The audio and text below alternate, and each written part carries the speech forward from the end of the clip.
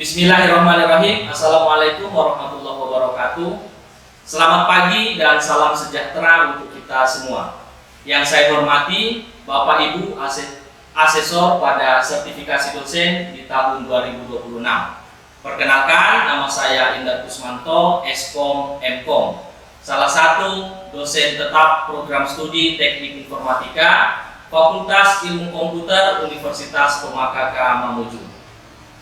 Pada kesempatan ini saya akan memaparkan unjuk kerja salah satu mata kuliah yang saya ampu, yaitu mata kuliah pemrograman mikrokontroler. Video ini dibuat untuk memenuhi salah satu syarat sertifikasi dosen pada tahun 2026, yaitu pernyataan diri dosen dalam unjuk kerja Tridharma Perguruan Tinggi atau PDD UKT PT, khususnya pada aspek pengajaran. Mata kuliah pemrograman mikrokontroler merupakan mata kuliah wajib bagi mahasiswa semester 6 dengan bobot 3 SKS yang terdiri 1 SKS berupa teori dan 1 SKS berupa praktikum. Mata kuliah ini memberikan pemahaman mendalam mengenai prinsip kerja mikrokontroler, teknik pemrograman menggunakan bahasa C atau C++ pada lingkungan Arduino IDE, serta integrasi dengan berbagai komponen input-output untuk membangun sistem otomatis sederhana maupun IoT. Capaian pembelajaran lulusan prodi yang dibebankan pada mata kuliah ini antara lain meliputi yang pertama, CPL sikap yang menunjukkan sikap bertanggung jawab atas pekerjaan di bidang keahliannya secara mandiri.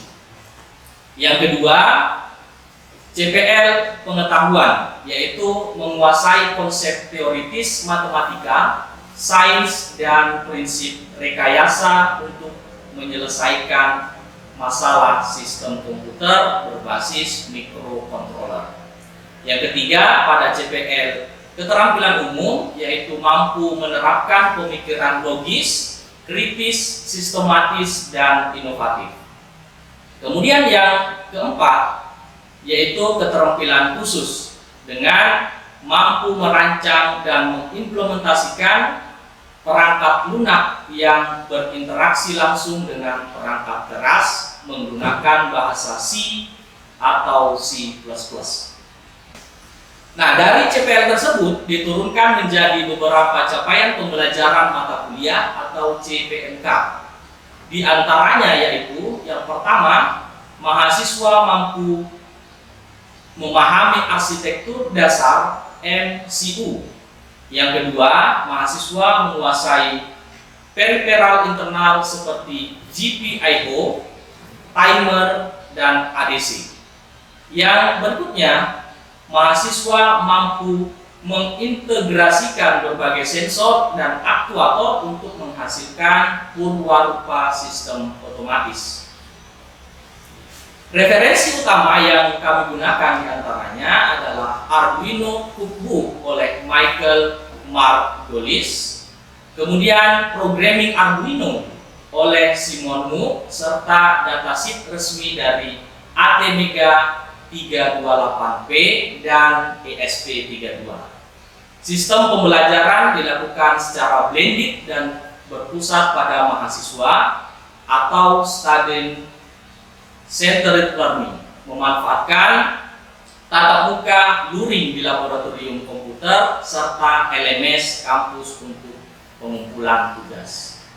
Pembelajaran dilaksanakan selama 16 kali pertemuan, termasuk UTS atau ujian tengah semester pada minggu ke-8 dan UAS berupa final project atau demo alat pada minggu ke-16. Komponen dan bobot evaluasi penilaian pada mata kuliah ini terdiri dari kuis teori atau lisan sebesar 5%, kemudian tugas mandiri dan praktikum lab sebesar 30%, kemudian tugas proyek akhir semester sebesar 20%, berikutnya ujian tengah semester atau UTS sebesar 15%, dan ujian akhir semester atau UAS sebesar 30%. Demikian informasi pengantar terkait mata kuliah pemrograman mikrokontroler. Berikutnya mari kita saksikan bersama cuplikan proses pembelajaran tatap muka luring yang saya laksanakan di kelas. Selamat menyaksikan.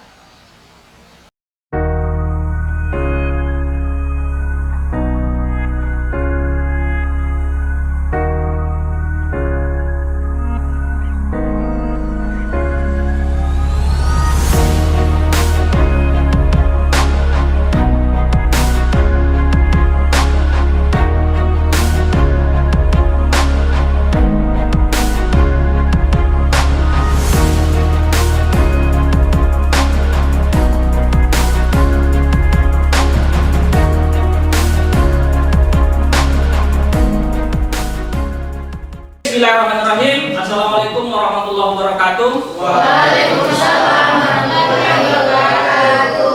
Selamat pagi rekan-rekan sekalian. Ya, hari ini kita masuk babak baru yang sangat seru tentunya untuk mata kuliah mikrokontroler. 3 minggu lalu kita sudah belajar tentang software dari mikrokontroler. Kita akan membedah konsep GPIO, bagaimana menyalakan LED, kemudian menggunakan hukum OHM dan membaca tombol serta menangani kendala fisis terkait dengan debouncing.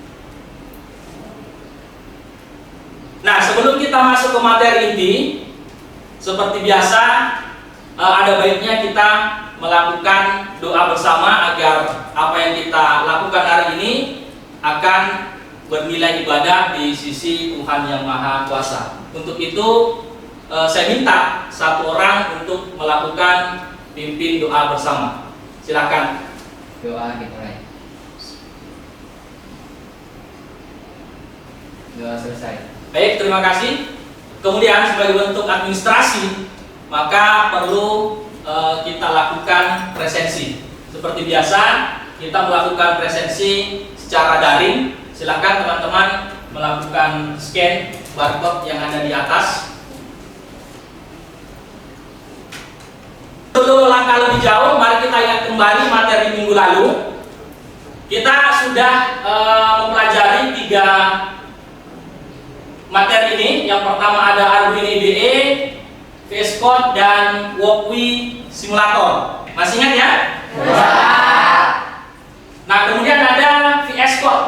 Nah, VS Code ini adalah sebuah editor tingkat lanjut untuk memanajemen proyek skala industri. Jadi teman-teman kalau misalnya suka yang terstruktur, maka bisa gunakan VS Code. Nah, yang berikutnya ada Walkwi. Siapa yang masih ingat apa itu fungsi void setup dan void loop? Ya, tepat sekali. Di dalam dunia mikrokontroler, void setup itu adalah gerbang utama, di mana semua baris program yang ada di dalam gerbang void setup itu akan dieksekusi satu kali selama program itu berjalan. Ya. Kemudian ada void loop. Nah, kode program yang berada di gerbang void loop ini akan dieksekusi atau dibaca oleh mikrokontroler secara terus-menerus, ya, selama mikrokontroler itu masih terhubung oleh arus listrik.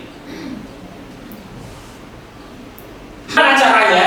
Ya, sebuah baris kode yang ada di dalam layar komputer kemudian bisa memerintahkan alat-alat secara nyata. Di sini kalian bisa baca struktur fungsi setup dan loop mengeksekusi instruksi logika kode perangkat lunak murni di dalam silikon CPU. Namun, instruksi biner tersebut tidak akan berdampak ke dunia fisik tanpa adanya jalur interaksi fisik yang konkret. Nah, hari ini teman-teman, kita akan mempelajari tentang ini, GPIO. Nah, apa itu GPIO? GPIO adalah gerbang utama yang menerjemahkan bit logika program menjadi level tegangan listrik. Ya. Nah, GPIO itu singkatan dari General Purpose Input Output. Ya. Jadi pin-pin ini adalah pin digital di Arduino yang bersifat fleksibel. Ya. Yang perilakunya dapat dikonfigurasi secara dinamis. Ya, dinamis itu tergantung kita mau menjadikan pin GPIO itu nanti sebagai input ataupun output. Itu maksudnya. Oke? Nah, dalam dunia digital, microcontroller itu mengeksplorasikan logika lewat tegangan. Ya. Nah, logika high ya biasanya diterjemahkan sebagai angka 1, yang mana berarti sinyal tersebut akan mengalirkan sebuah sinyal listrik. Dan tegangan 0 ya itu biasanya berarti tidak mengalirkan tegangan listrik. Nah, biasanya di microcontroller itu tegangan yang dihasilkan ada dua jenis seperti ini. Ada yang 5 volt. Ini biasanya terdapat di dalam pin-pin GPIO. Ya. Kemudian ada juga yang bertegangan 3,3 volt. Ini juga sama. Ini dihasilkan dari pin-pin GPIO. Jadi logika high atau 1 itu mempresentasikan tegangan kerja sirkuit penuh VCC, ya.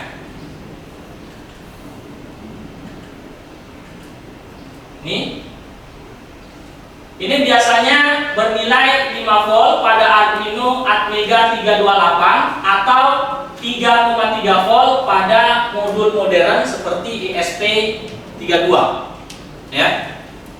Nah, kemudian logika low atau 0 ini mempresentasikan tegangan referensi murni atau ground yang bernilai ideal 0 volt. Kemudian ada register port ya yang mengatur tegangannya tinggi atau rendah, ya. Jadi kalau tadi itu diatur bit output dan inputnya, maka port S register ini mengatur tegangan tinggi atau rendahnya sebuah tegangan.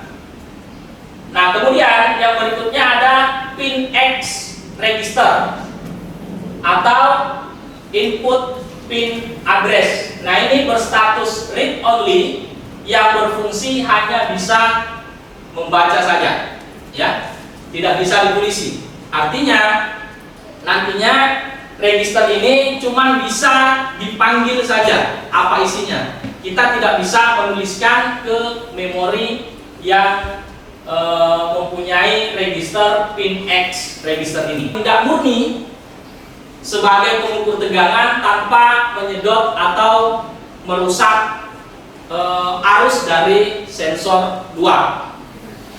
Nah, sebaliknya, ketika dia diatur sebagai output, hambatannya akan menjadi rendah seperti itu. Nah, namun perlu teman-teman ingat bahwa kemampuan menyuplai arus ini ada batasnya. Ya, kurang lebih itu sekitar 12 sampai 20 mili ampere saja. Ya, lebih daripada itu biasanya pin dari microcontroller akan mengalami kerusakan.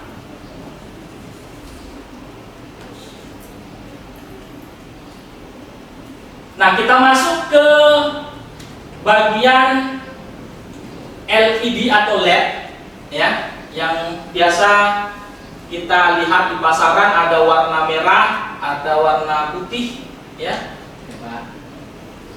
Nah, apa itu LED?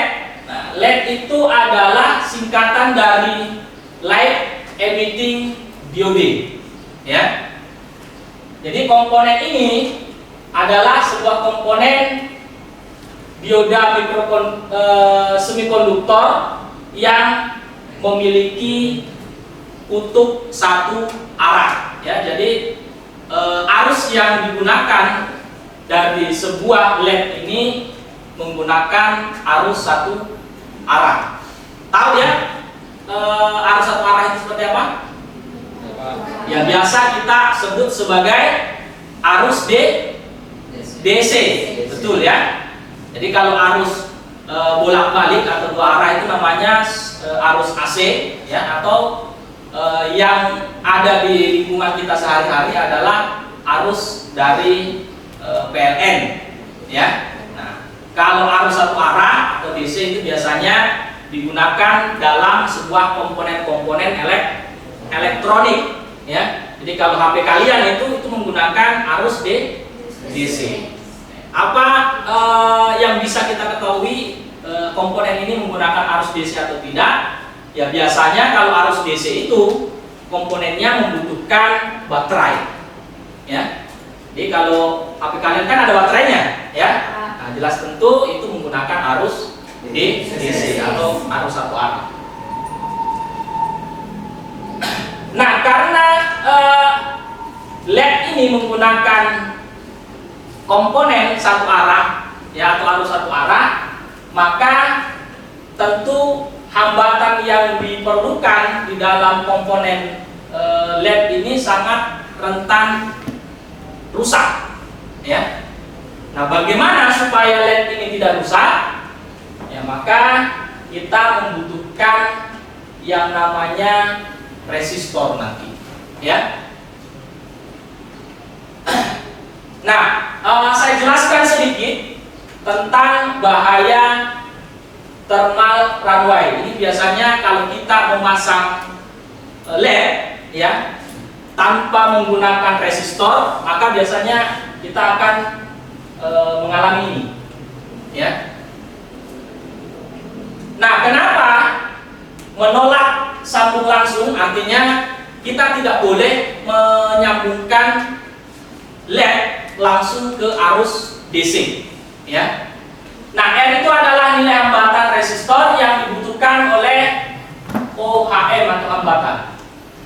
Nah, V GPO adalah tegangan yang keluar dari pin microcontroller yang biasanya itu bernilai 5 volt atau 3 volt ya.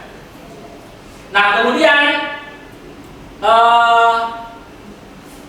V4 atau forward voltage yaitu adalah tegangan yang masuk dalam LED ya. Kemudian E forward current atau target arus kerja aman biasanya di antara 10 mA sampai 15 mA.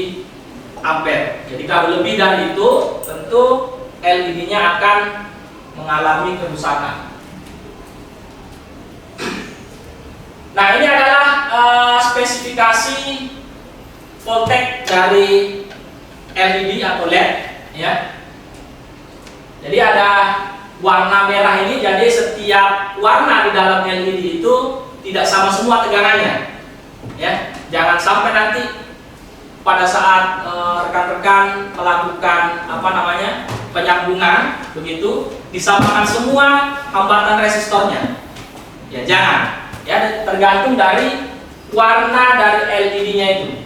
Jadi kalau yang warna merah yaitu mempunyai hambatan mulai dari 1,8 volt sampai 2 volt ya, atau target arus operasionalnya yang aman itu mulai kisaran 10 sampai 15 mA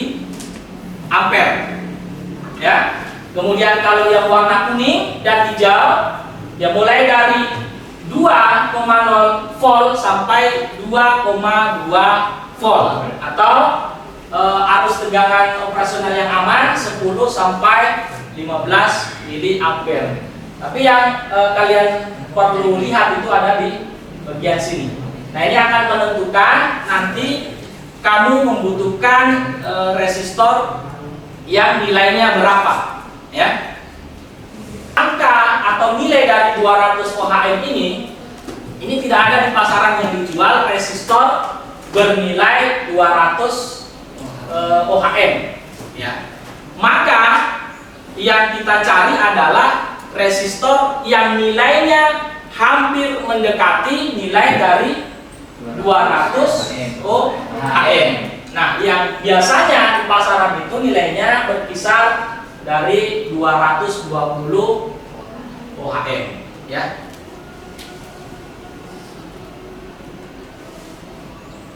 Nah, berikutnya ada aktif high ya versus aktif low, ya.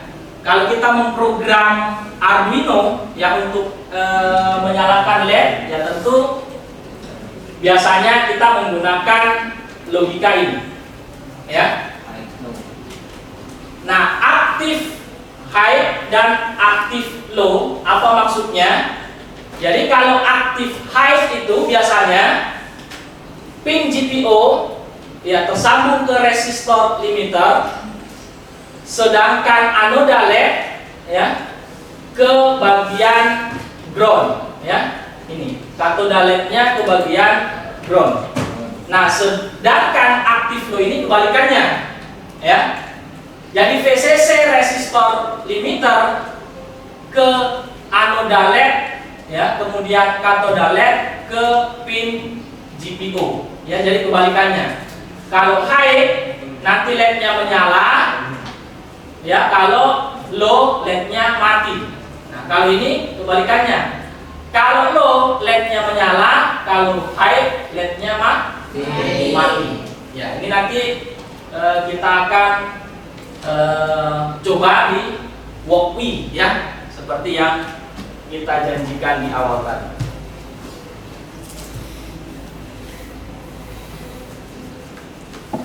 Nah, kemudian selanjutnya kita akan mencoba menghubungkan push button, ya. Tahu push button, ya? Tombol tekan, ya, tombol yang ditekan maksudnya. Oke? Nah, bagaimana cara mekanis tombol push button ini?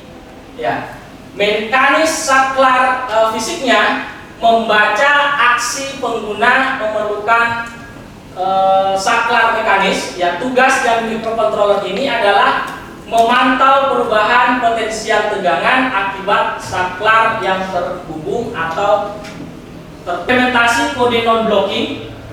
Ya. Teman-teman nanti ini bisa praktekkan di walkthrough, ya, menggunakan platform walkthrough. Kemudian kalian bisa lihat bagaimana cara kerja analisis algoritma di bouncingnya, ya. Silakan dikerjakan di platform walkthrough.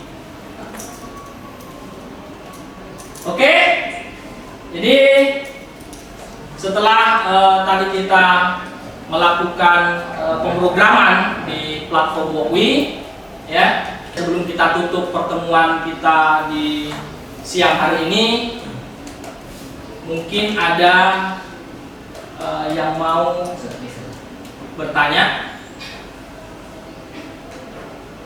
Ya, silakan yang mau bertanya, angkat tangan.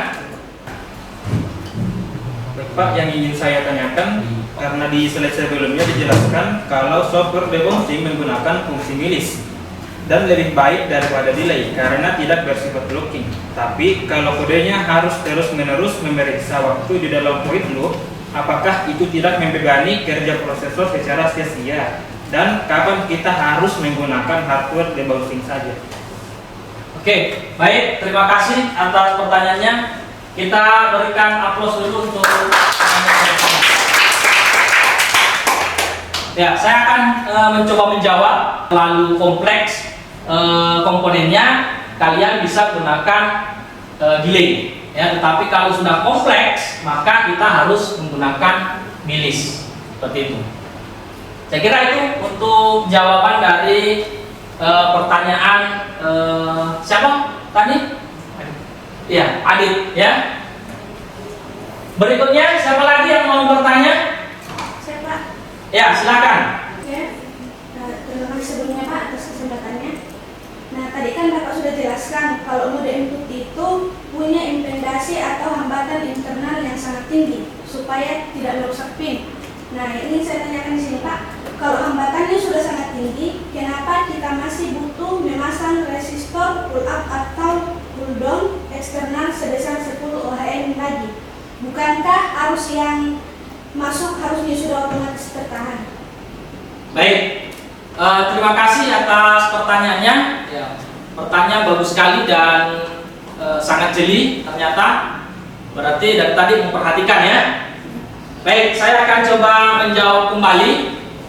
Jadi di sini kita perlu membedakan antara menahan arus ya dan menstabilkan tegangan ya. Maka tegangan statis yang mengambang tadi akan kalah dengan tegangan dari pull up ataupun pull down itu ya. Saya kira itu untuk jawaban dari pertanyaan yang terakhir ya. Nah, sudah tidak ada lagi yang bertanya ya? Ya, Pak. Baik, jadi sebagai kesimpulan kita di pertemuan hari ini adalah ya, yang pertama adalah GPIO bertindak selesaikan dengan secara terstruktur. Kemudian tentu ada tugas mandiri nanti yang saya berikan melalui LMS Siakap ya. Silakan teman-teman nanti lihat di Siakapnya dan dikumpul tugasnya di dalam Siakap. Batas waktunya Pak? Batas waktunya nanti 2 hari ke depan jam 11.59 malam. Oh, Ya. Ya, Pak. Ya, saya kira itu untuk pertemuan kita hari ini. Terima kasih atas segala perhatiannya dan mohon maaf atas segala kekurangan. Sampai jumpa di pertemuan berikutnya. Demikian cuplikan video proses pembelajaran tatap muka untuk mata kuliah pemrograman mikrokontroler yang saya upload.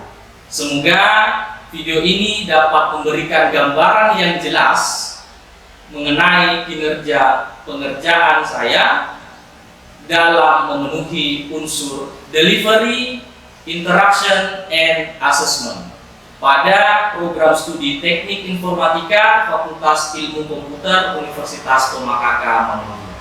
Saya mengucapkan terima kasih yang sebesar-besarnya kepada Kementerian Pendidikan Tinggi, Sains dan Teknologi, LLDikti Wilayah 9 serta seluruh tim asesor sertifikasi dosen tahun 2026.